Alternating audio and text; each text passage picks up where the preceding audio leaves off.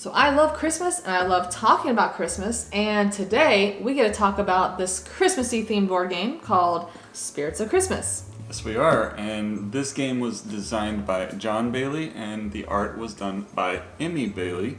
And the publisher is Humble Bard Games. Now, keep in mind, this is a sponsored preview, so just keep that in your brains as we are going through this video. Yep, so this is going to be coming out on Kickstarter on February 28th as of now. And this is a light cooperative card game where you're playing as the three different spirits and you're kind of walking Ebenezer Scrooge through the past, present, and the future, trying to convince him to change his ways. Yes. So we're going to do a kind of a brief overview of how it plays and what's in it, and we'll come back up and talk about it a little bit more. So here we go. Spirits of Christmas is a cooperative strategy game in which players take on the role of the three spirits of Christmas. You will be taking Scrooge on a journey through Christmases of past, present, and future, showing him the consequences of his actions. Hopefully he will change his ways before he runs out of time. It's important to note that what you see here is prototype, and so a lot of this is subject to change. I do know that these pieces will definitely be a more upgraded. This will be a torch, so there are some pieces that will be changed. We're going to be doing a general overview of the game and not a detailed how to play. The initial setup is primarily just putting out all the different pieces. Then you have the decks of the past, present, and future scenes that you will be going through. Before you start playing, you'll have to figure out which difficulty level you want to play with, and it's recommended for your first game to choose the normal mode, which gives hints about what cards each player holds, but doesn't tell exactly how many of which. Also, before moving on to Chapter 1, you have to resolve Marley's Ghost here. So there are 3 different gifts that you can potentially play with. Now you can randomly choose it or pick one, and then of course depending on the difficulty level you choose, might change which ones you use. So basically you're going to pick which one of these you want, and then the rest goes away, and you can have that for the rest of the game. So there are 3 rounds or chapters in this game notated by past, present, and future. So before each chapter, you're going to have some special setups. So first you're going to take the appropriate spirit and put it on the middle of the rondel. Then you're going to take the matching deck. So right now we're doing past. And you are going to be putting these out randomly out beneath the bedroom card. All right, so you have to make sure the bedroom is touching 2 of the cards though. And so you're just going to put all these out randomly like so. And then you're going to start the game with 15 shillings, and there's also a discard pile. Now it's important to note also that the torch starts off of the rondel, and you place Scrooge in the bedroom, and each player will get some spirit cards to start. So the spirit cards in each player's hand comprise of these types of cards here. So each card you're going to have a movement value and also the virtue. So we got these 3 different things. We have contentment, compassion, and charity. So players are going to be taking turns back and forth.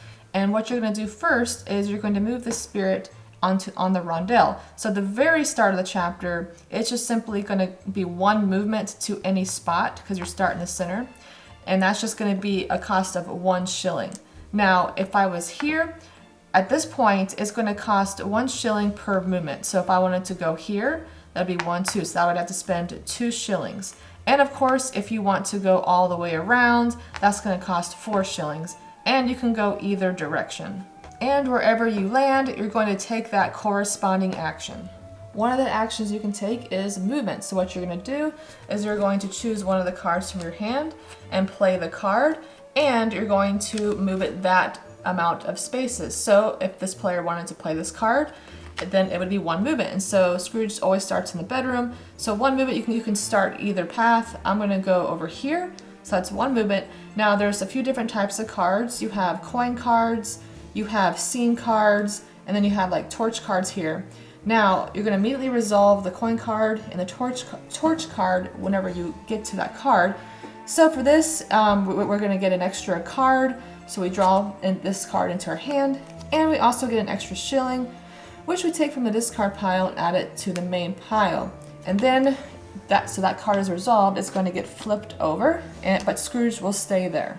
These cards are scene cards and require these 3 types of cards to be played here in order to fulfill that scene card. And then the torch card allows you to place the torch on the rondel, and then this will get flipped over. So if we landed here, then we would take the torch and make it available on the rondel. One last thing in regards to movement. Whenever you play your movement card, you have to move that exact number of spaces. So I couldn't say like, oh, I just want to move 1 space. I would have to move 2. And you have to move in basically the same direction. You can't change mid-movement. So I couldn't go like 1, 2. I'd have to go 1, 2. Another action you can take is draw 3 cards. So you will just simply draw 3 spirit cards from the deck and add it to your hand. Now you have a hand limit of 7 cards, and this deck will not get reshuffled mid-chapter. Another action is give. So basically, if you go here, then any player can give any number of cards to any other player, but it has to be a minimum of 1. So let's say this player has 2 cards that they want to give to another player, and you do that, and that's basically the action. And the last action is playing cards. So in order to play cards, you'll have to play cards to the spot where Scrooge is at, a scene card. So these require 2 contentment and 1 compassion. So this player, if they had all of those cards in their hand, they could play all 3 of those cards to that scene card and fulfill it. Or, you know, if they only had two cards, they could play 2, and then either another player plays the remaining card another turn, or they can play another card in a future turn. So basically, once all of those cards have been played, then this scene card is fulfilled and gets flipped over. Now you can only play scene cards to the scene that Scrooge is actually on. If you take the play cards action, but you're not able to play a card, then the next person in turn order is going to have to discard 1 card. There are some special spirit cards that let you discard this to take any action on the rondel for the cost of 1 shilling. So that becomes useful. And then also during the game, if you run out of shillings and you need more so you don't lose, you can take up or basically use a chain token, which will let you get 5 more shillings into your supply. Now you have a maximum of 3 that you can use, so once you've used all these, you can't use any more. However, you may not want to try to use these because if you don't, then you'll get more points at the end of the game. On a player's turn, if the torch is on the rondel, that player can choose to spend it, which basically gives you a free bonus action to take. If at any point in the game you need to take an action but you have no shillings left, then you lose the game. Now, you will win each chapter, which, remember, there's 3 chapters, if you have fulfilled all of the scene cards. So if all of these scene cards had been gone to and played cards matching the requirements, then you will have completed that scene. And then you will basically refresh, so all this will go away, and then you'll do it the next chapter setup for the next spirit. And then this would go away, you have the new spirit, and then basically the same thing. These go out randomly, and then you have to fulfill that chapter. Also, in between chapters, you're going to reshuffle the spirit deck, and there is also an end of chapter scoring where you will get points for any money cards that you have visited during that chapter. You get points for shillings remaining, and you get points if the torch is still on the rondel. And if you made it to the end of the 3rd chapter, congrats, you did not lose.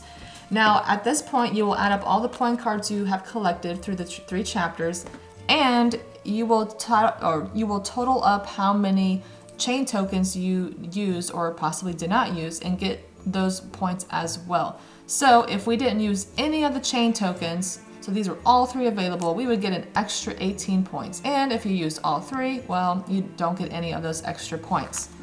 And after you tallied up your final score, then you see how well you did.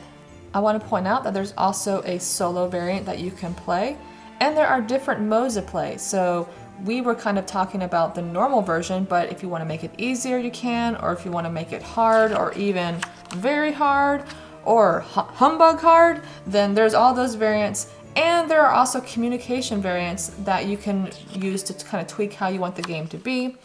And there is also this story mode you can decide to play if you want. And basically, you have to just achieve the scene cards in order. So there's numbers on each card, and you have to go to those scene cards and fulfill them in order. So Spirits of Christmas definitely does what it claims to do. It is definitely a light, cooperative card game but it's got strategy to it. So there was definitely some things that you have to think about in terms of like the order in which you take turns and how are you spending your shillings in order to accomplish the things that you want to accomplish. Are you using them as efficiently as you can? Just some really interesting decisions that you kind of have to make along the way. So yeah, because you don't want to run out of these bad boys. Don't want to run out of these shillings. yeah, so you do have a limited amount, and yes, you could potentially get more later, but you want to try and save them if you can. Yeah, I mean, because if you use your chain tokens, then at the end of the game, you're going to have fewer points. Because Exactly. if you don't use any of your chain tokens, you get a lot more points. Oh, nice. But sometimes you're like, oh, just shy of 1 shilling, and you don't want to lose, obviously, so you have to use up a chain token. We've been there. We definitely have been there. But it was interesting, trying to figure out the sequence of how we wanted to, activate the different actions on the rondel, because, if you just move one spot, it only costs 1 shilling, but if you move, 2 places, it's 2 shillings, etc. So it's like, okay, on my turn, should I draw cards and then you move, or do we move and then give? Like, so there was a lot of trying to figure out, the sequence of taking the actions on the rondel versus, weighing that with how many shillings. How much does shillings weigh? And there was definitely some planning that you kind of had to make in terms of like, what cards do you have in your hand? How are you actually going to use them? Because the cards are used not only for like paying for the scene cards that you're trying to accomplish, but they're also used for movement. So you have to determine whether you're going to spend it now to move a certain number of spaces, or if you're going to save it to pay for something later. And so that's why there's this communication that's going on between each other to say like, don't spend that yet. I don't have this to pay later. So something like that. So. Yeah, and of course it depends on what type of communication variant you're playing with, because there are different ways you can do that. But yeah, it definitely seemed like, I remember thinking, oh man, I need we need a contentment card to fulfill this scene, but I really need that movement. So Yeah. it's like there's definitely this tug of war inside my heart that's like, how do I use this card? I haven't drawn very many of this card, and we really need it, but we do need to move there. So it's because you got to keep in mind there's only a certain number of each card in the spirit card deck. There's only a certain number of each of the virtues. So yeah, and you don't go you don't reshuffle it within one round. So you get this deck for each round. So you get this deck for past, this deck again for present, and this deck again for future. So you don't reshuffle it mid-round. Right. So you have to make sure that you're not spending all the cards that you need, the scene cards, and using them as movement. There's definitely that balance you have to play out as well. Now, we've only played this game at a 2-player count. Mm-hmm. So this is a 1 to 6 player game. Neither of us are like huge solo gamers, so we didn't try solo. Certainly not. But I'm intrigued about how it would play at a much higher player count.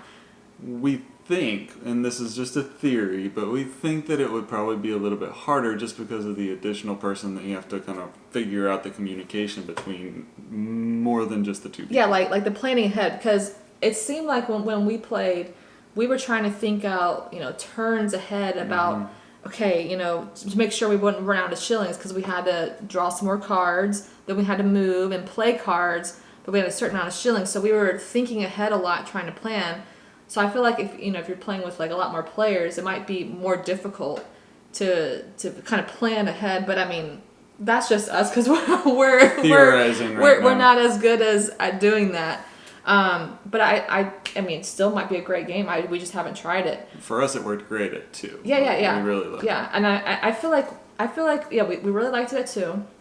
I feel like we probably would decently like it at 3 and 4 as well. Probably. But I mean, two players kind of like we really like a lot of 2-player games. Because we're only 2. But I'm sure it plays well. But what's cool though is I feel like there are a lot of different adjustments for the difficulty level that are super easy to make in this game. So you can kind of tailor it to how you want it to be. So if you were playing like a higher player count and it was harder for some reason, then you can make it easier. And then, you know, if you're playing with some younger kids, maybe you can make it really easy. And there's 3 main ways that you can adjust the difficulty level. Right. So, I mean, the first way is the gift cards. We figured out that, you know, one of them in particular we felt like really made it the easiest, right? Gift number 3. Yeah, gift number Chance 3. to change. It gave you the opportunity, once you got the cards in your hand, and once all the cards were out there and the scenes were out there and everything, you could then decide where does Scrooge's bedroom actually start in the whole thing altogether. So, and that really we felt like that really helped gave us. us a big advantage. It helped us a lot. Knowing how to start at one spot so that we could then kind of semi-plan out the whole path from beginning to end. Yeah, so we definitely liked that gift. But so in regard to, you know, changing up the difficulty, you know, you can play with a certain gift card or no gift cards at all. You can play with a certain amount of chain tokens, you know, and these give you, it's kind of like your last ditch effort. Yeah. You know, like you're almost out of shillings, you can turn this in to get some more. I mean, so you can eliminate these from the game. There are different ways that you can change up the communication. So you can really kind of tailor this game how you want it to be, which I really appreciate. And it's super easy to change it up. Oh, absolutely. Like we said, it's just a matter of adding a gift card or taking out a chain token or changing up the communication style. And so it was, I think if you kind of feel like you've mastered a certain level and you're like, all right, ready to go to the next step, you can definitely make it a lot harder. you can go pretty quickly through these levels of difficulty, and it's really nice. Yeah. Now the torch was interesting because I felt like this was another balancing act, where they're like kind of the three main things we always were trying to figure out. One, is it worth to even spend shillings and move to get to that torch card, depending on how, you know, the scene cards played out and such. Like if a lot of the cards we want to go to like the scene cards and stuff that we need to go to are one end, then the torch is on the complete opposite. It's like, is it worth going? Maybe not. I don't know. We were constantly trying to figure that out. Plus, you get to spend this for a free action, and that can be very crucial, especially if you're 1 shilling from losing and you need something. This can come in handy. It was pretty helpful to have on a few occasions for us. So, you know, again, you have to weigh that decision. You have to spend some coins or some movement in order to get to the torch, but then, you know. I mean, it gives you bonus action, or if you have gathered the torch and you don't use it, you get points, in-game points as well. So it's like there's 3 different ways. So we were constantly trying to figure out, what do we do with the torch? Because there's different ways you can use it. Yeah. So I mean, in general, this game was